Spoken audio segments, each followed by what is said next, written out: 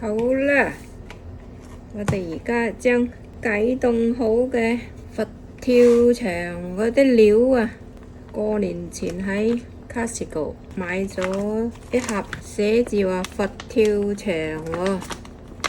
我話鄉下妹未食過咩叫佛跳牆，所以呢，買盒返嚟試下。我都已經解凍咗啦，而家呢，就將佢拆開佢，放晒落個煲嗰度燜。因為呢，佢嗰個盒嗰度呢，有寫住教你點樣做嘅。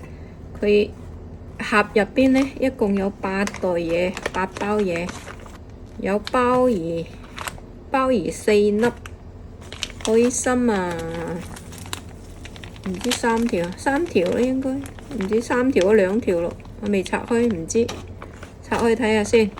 鮑魚呢，佢按照佢講嘅方法呢，就將呢7樣嘢放落個煲嗰度呢，燜佢75分鐘之後先至加鮑魚落去。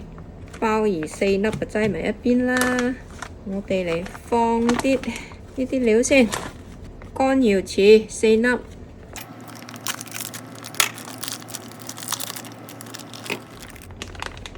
有菇有芋頭，仲有乜嘢呢？啊，仲有腐竹啊！哦，佢哋嗰啲都係熟噶咯喎，嗰啲嘢，只不過呢，依家呢，攞返嚟啊，重新燜翻熱佢。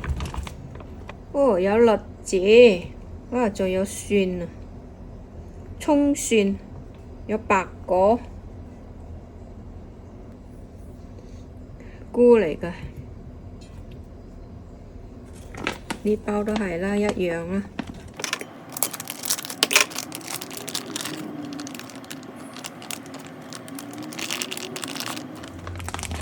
海參，哦，3條啊，3條海參。我想沖下水，沖水佢，沖咗水啲屑呢真係好咗好多。呢啲我都沖下水佢啦。嗱，呢啲我都沖下水佢啦，因為仲有啲屑水喺度，我就沖下水嘅好啲咯。海參擠埋落去啦，我覺得佢好少菇啊，所以呢，我自己又浸咗啲冬菇，啦，又加返幾條海參啦。我呢啲海參都係 Costco 買嘅，加拿大野生嘅參啊，佢嗰度寫住，放埋落去呢。我見佢冇薑啊，我自己要放嚿薑落去。冬菇咁樣先至多啲啊嘛，我鍾意食冬菇啊嘛。咁少冬菇比較食啊。鮑魚又得4粒，鮑魚我陣間都要加多幾粒落去。鮑魚擠埋一邊，突然間呢，煲到上下先至再加鮑魚。煲到75分鐘之後先再加鮑魚。好，倒埋嗰啲湯啊，佢都已經係配製好啲嗰啲湯啊。寫住高湯啊，佢咩為之高湯啊？即係靚嗰啲湯啊，高湯啊，3包湯。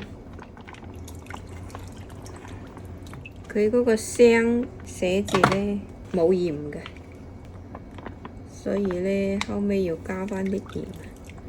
哇，一煲啦，真係自己加返啲冬菇先至啱好一煲啊！跟住呢，冚返個蓋又煲啦。煲滾之後呢，我就收細火，慢慢燜啊。鮑魚後尾放啦。好啦，75分鐘啦，我依家嚟加鮑魚啦。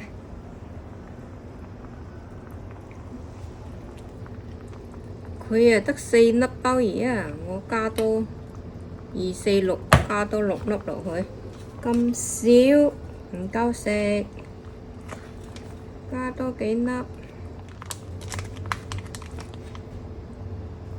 哇！我聞下好多酒味啊！佢呢個鮑魚放咗好多酒。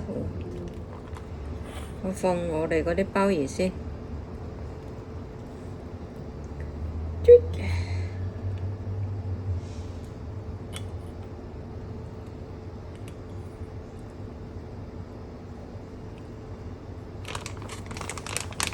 跟住放埋佢嗰啲。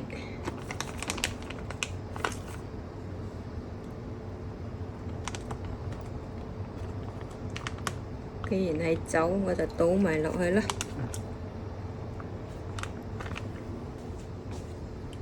我就啱先我係開煲滾之後呢，就開中細火啊。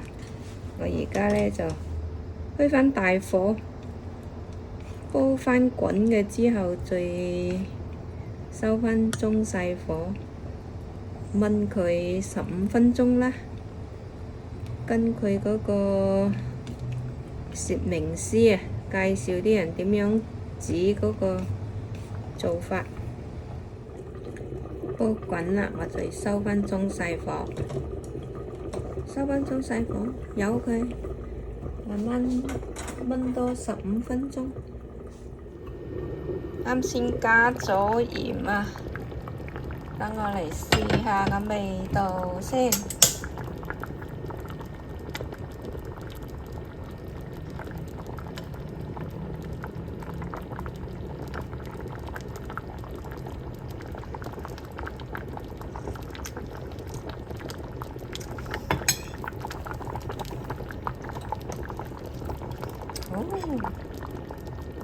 味道真係正，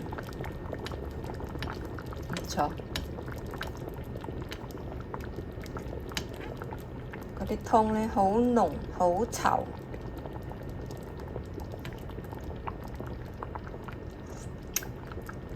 又好綿。食完呢個口覺得有少少辣，應該係啲胡椒粉嗰種辣。我諗個湯攞嚟淋飯都好好食，因為我加咗冬菇同鮑魚啊，所以呢，我又加返2羹鮑魚汁同埋2羹蠔油落去，所以依家都啱啱好啊！嗰個鹹度唔怕鹹到黐線，啱好就得㗎啦。嗰啲烏蓉。佢嗰度寫住有白蘿蔔，但係我唔見到白蘿蔔喎，係咪煲溶咗呢？味道唔錯，佛跳牆第一次食，大家冇食過可以去買返嚟加工試下，都唔錯。味道好重，因為呢，佢嗰個湯睇佢嗰個介紹寫出嚟嗰啲講，佢話有幾十種嗰啲山珍海味啊，熬製而成嘅高湯，所以呢個味道真係好重。好啦，今日就分享到呢度啦，一個加工佛跳牆，多謝大家收睇，謝謝觀看 ，Thanks for watching。下次 video 見，拜拜。